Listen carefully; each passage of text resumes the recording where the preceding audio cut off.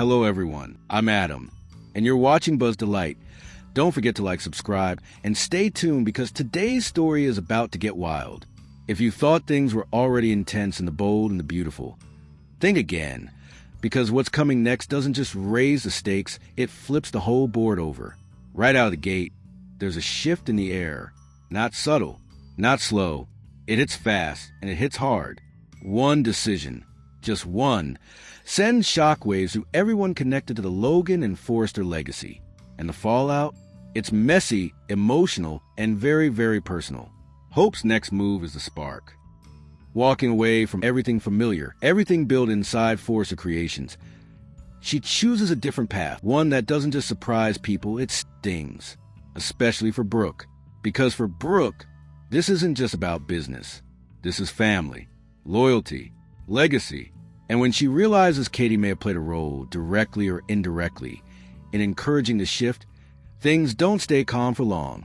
What follows is not your typical sisterly disagreement. It's sharper, colder. There's history behind every word, every accusation. Brooke doesn't hold back this time, and honestly, it feels like something that's been building for years finally cracks open. Katie, on the other hand, isn't backing down either. She's done playing the quiet, understanding sister. There's a quiet strength in her now, and she's ready to defend her choices and her independence, no matter the cost. And that cost? It might be their relationship. While that emotional storm brews, another one is forming on the corporate front, and this one comes with teeth. Steffi is not someone who lets things slide, especially when it comes to loyalty and betrayal. So when Hope makes her bold move toward the Logan side, Steffi doesn't just react, she retaliates. There's strategy in her anger, precision. She's not lashing out blindly, she's calculating. And if that means turning this into a legal battle, pushing boundaries, or forcing people into impossible positions, then so be it. Because for Steffi, this is war, and she intends to win.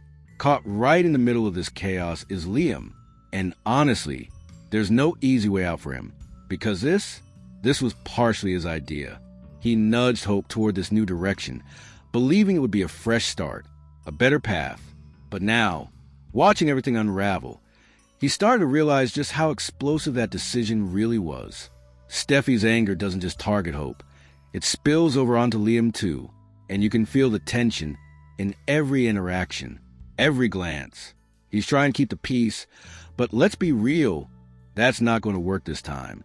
At the same time, there's another storyline quietly building in the background, and it's the kind that creeps up on you before you realize how serious it is. Remy, there's something off there. You can sense it. He talks about wanting to be better, wanting to deserve a real future, especially when it comes to Deke. But there's always that hesitation, that flicker of something unresolved. And no matter how much he tries to present a new version of himself, his old habits aren't that easy to shake. And that's where things get dangerous. Because people like Remy don't just change overnight. And when pressure builds, when emotions get complicated, that old side, the manipulative, unpredictable side, has a way of coming back. Maybe not all at once. Maybe in small choices at first, but enough to create problems. Big ones. Then there's Carter and Daphne, and this part of the story slows things down in a different way. Not less important, just more personal, more painful. They've been holding on to hope for so long, trying to stay positive, telling themselves it's just a matter of time. But after another disappointing moment, another confirmation that things aren't going the way they planned, reality starts to settle in. And it's heavy. Carter tries to be strong for both of them.